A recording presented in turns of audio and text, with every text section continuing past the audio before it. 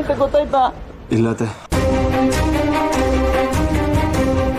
ಅಯ್ಯೋ ದೇವ್ರೇ, ನಮ್ ಸುಬ್ರಹ್ಮಣ್ಯನ್ ಮದ್ವೆಲಿ ಏನಾರು ತೊಂದ್ರೆ ನಡೀತಾನೆ ಇರುತ್ತಲ್ಲ, ಯಾವ ತೊಂದ್ರೆನೂ ಆಗದೆ ಇರ್ಲಿ ಅಂತ ದೇವ್ರಿಗೆ ಅರ್ಕೆ ಹೊತ್ಕೊಂಡಿದ್ದೆ. ಆದ್ರೂ ಹಿಂಗೆಲ್ಲ ಆಗ್ತಿದ್ದಿಲ್ಲ. ಅವ್ನ ಹಣೆಲಿ ಏನ್ ಬರ್ತಿದೆ ಅಂತಾನೆ ಗೊತ್ತಾಗ್ತಿಲ್ಲ. ದೇವ್ರೇ, ನೀನೇ ದಾರಿ ತೋರಿಸ್ಬೇಕಪ್ಪ. ಮುಹೂರ್ತ ಮೀರಿದ್ರೆ ಏನ್ ಮಾಡೋದು ಯಜಮಾನ್ರೆ? ಅಣ್ಣ ಏನ್ ಮಾಡೋದು? ಶ್ರಾವಣಿ ಬೇರೆ ಹಸೆ ಕೂತಿಯಾಳೆ.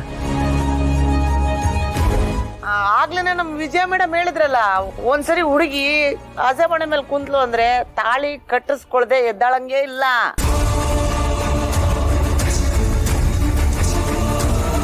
ನೀನ್ ಧೈರ್ಯವಾಗಿರೋ ಮಗಳೇ, ಸುಬ್ಬು ಜೊತೆ ನಿನ್ ಮದ್ವೆ ನಡೆಯುತ್ತೆ. ವೀರು, ನಾನು ಹೀಗೆ ಹೇಳ್ತೀನಿ ಅಂತ ತಪ್ಪು ತಿಳ್ಕೊಬೇಡ. ಆದ್ರೆ ನಾನು ಹೇಳೋ ಮಾತಿಂದ ನಿನ್ನ ಗೌರವನೂ ಉಳಿಯುತ್ತೆ, ಶ್ರಾವಣಿ ಭವಿಷ್ಯನೂ ಹಾಳಾಗಲ್ಲ.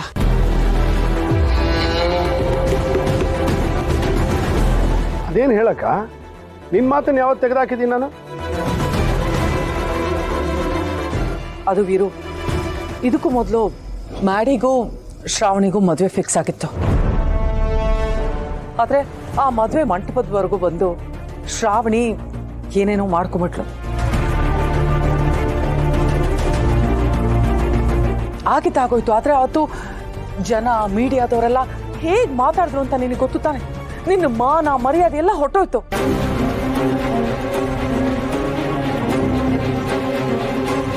ನೋಡು, ನನಗೆ ನನ್ನ ತಮ್ಮನ ಮಾನ ಮರ್ಯಾದೆ ಕಳಂಕ ಆಗೋದು ಇಷ್ಟ ಇಲ್ಲ. ಅದಕ್ಕೆ ಹೇಳ್ತಿದ್ದೀನಿ, ನನ್ನ ಮಗ ಮ್ಯಾಡಿ ಸ್ವಾಭಿಮಾನ ಬಿಟ್ಟು ಹಸೆಮಣೆ ಏರ್ತಾನೆ.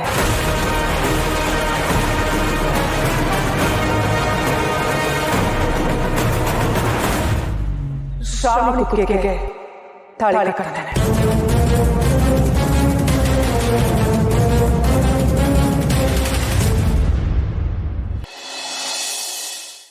ಅಯ್ಯೋ ದೇವ್ರೆ, ನಂದಿನಿ ಅಮ್ಮವ್ರು ಬಂದ್ರೆ ಏನಂತ ಹೇಳೋದು? ನನ್ನ ಮಗ ಕಾಣ್ತಿಲ್ಲ, ಈ ಮದುವೆ ನಡೆಯಲ್ಲ ಅಂತ ಹೇಳೋದಾ? ಅಥವಾ ವಿಜಯಾಂಬಿಕಾ ಹೇಳ್ತಿರೋ ಹಾಗೆ ಮಗನ ಕೈಯಲ್ಲಿ ಶ್ರಾವಣಿ ಅಮ್ಮವ್ರ ಕುತ್ತಿಗೆಗೆ ತಾಳಿ ಕಟ್ಸ್ಬಿಡ್ತಾಳೆ ಅಂತ ಹೇಳೋದಾ?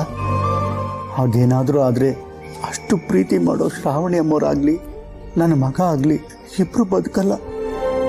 ನಂದಿನಿ ಅಮ್ಮವರು ಇದನ್ನೆಲ್ಲ ಹೇಗೆ ನೋಡ್ತಾರೆ? ನನ್ನನ್ನು ಕ್ಷಮಿಸ್ಬಿಡಿ ನಂದಿನಿ ಅಮ್ಮವ್ರೆ, ಕ್ಷಮಿಸ್ಬಿಡಿ.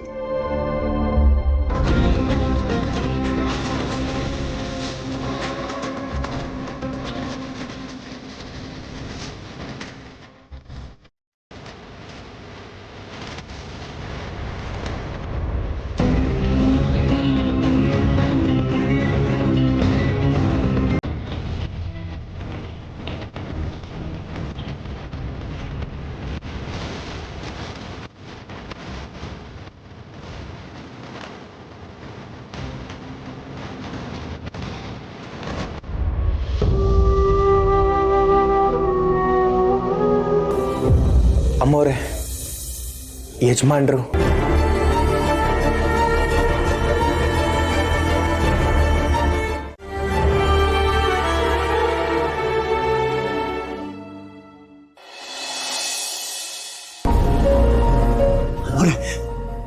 ದೊಡ್ಡ ಅನಾಹುತ ಆಗ್ಬಿಟ್ಟಿದೆ.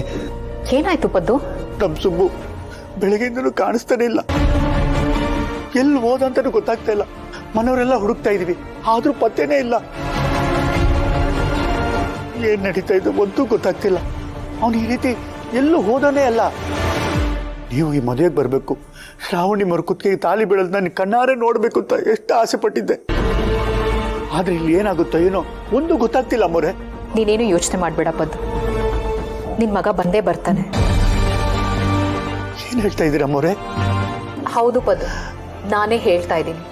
ನಿನ್ನ ಮಗ ಅಂದ್ರೆ ನನ್ನ ಅಳಿಯ ಸುಬ್ಬು ಬಂದೇ ಬರ್ತಾನೆ. ನನ್ನ ಮಗಳು ಕುತ್ತಿಗೆಗೆ ತಾಳಿ ಕಟ್ಟೆ ಕಟ್ತಾನೆ.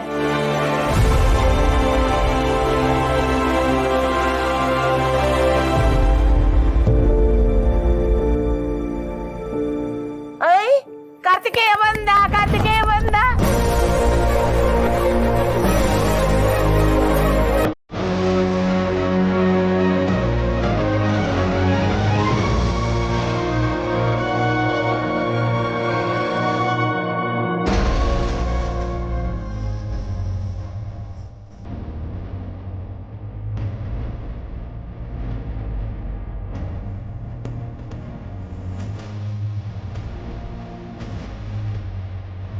ಅವ್ರೆ ನಿಮ್ಮ ಮಾತು ನಿಜ ಆಗೋಯ್ತು.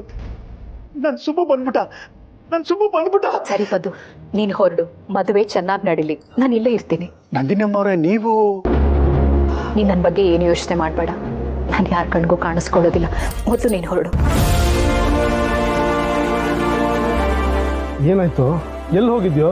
ದಯವಿಟ್ಟು ಕ್ಷಮಿಸಿ ಯಜಮಾನ್ರೆ, ಒಂದು ಮುಖ್ಯವಾದ ಕೆಲಸ ಇತ್ತು, ಅದಕ್ಕೆ ನಾನು ಹೋಗಲೇಬೇಕಾಗಿ ಬಂತು. ಅದಕ್ಕೆ ನಿಮ್ಗೆ ಯಾರಿಗೂ ಹೇಳ್ದೆ ಹೋಗ್ಬಿಟ್ಟೆ. ನೀವು ಫೋನ್ ಮಾಡಿದ್ರು ಫೋನಲ್ಲಿ ಚಾರ್ಜ್ ಇರಲಿಲ್ಲ, ಸ್ವಿಚ್ ಆಫ್ ಆಗಿಬಿಟ್ಟಿತ್ತು.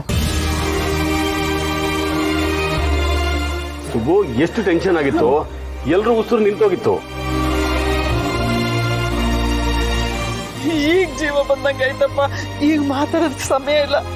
ನೋಡು, ಶ್ರಾವಣಿ ಅಮ್ಮರು ಹಸೆ ಮನೆ ಮೇಲೆ ಕೂತಿದ್ದಾರೆ. ಸಮಯ ಮೀರೋಗೋದಕ್ಕೆ ಮುಂಚೆ ಅವ್ರ ಕುತ್ತಿಗೆ ತಾಲಿ ಕಟ್ಟುವಂತೆ. ಹೋಗು, ಬೇಗ ರೆಡಿ ಆಗ್ಬಾ.